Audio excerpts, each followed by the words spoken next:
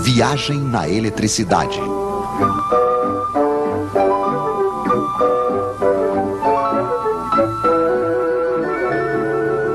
Entre menos e mais. Senhores conceituados em uma certa época descobriram a eletricidade. Eles tinham rodelas de metal e de pano molhadas em um ácido, que eles empilhavam umas sobre as outras.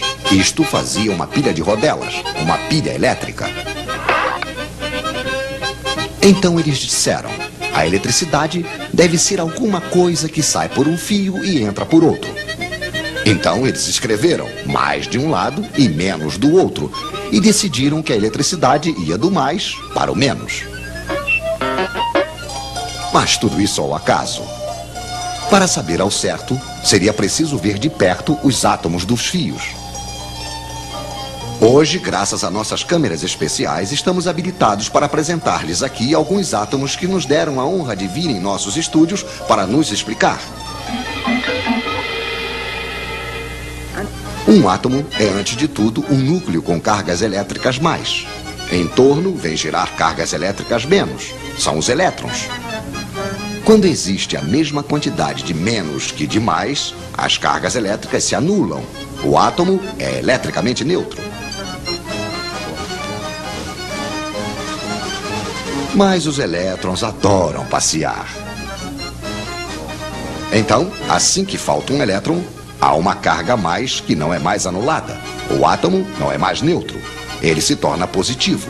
E quanto mais lhe falta elétrons, mais o átomo é positivo. Ele só terá uma vontade, o átomo, claro, que é a de recuperar elétrons.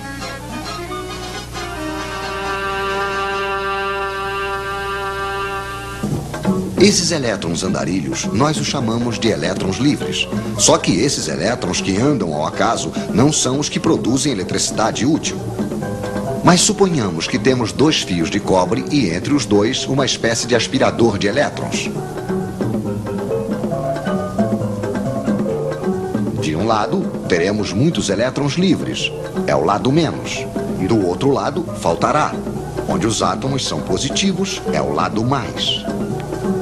Existe entre os dois fios aquilo que chamamos de diferença de potencial, de volts. Por que volts? Ah, sim, o senhor que tinha inventado a pilha elétrica se chamava Sr. Volta. E quanto mais elétrons faltar de um lado, maior se torna a diferença de potencial. Mais volts há. Ao longo dos fios, os átomos certamente só terão uma vontade: recuperar os elétrons que estão no outro fio.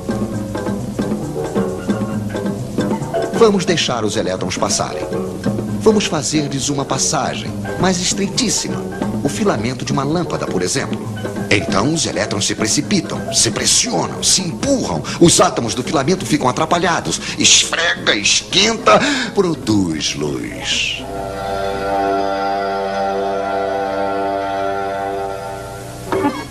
Temos uma corrente de elétrons que vai do menos para o mais. Pois é, os nossos senhores se enganaram de direção. É verdade que eles não sabiam ainda o que eram os elétrons.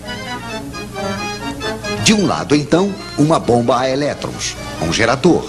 Do outro, um receptor, isto é, um aparelho onde os elétrons passam produzindo energia. Lâmpada, radiador, motor elétrico, etc, etc. Mas se recuperamos energia de um lado, é preciso fornecer do outro lado, ao gerador.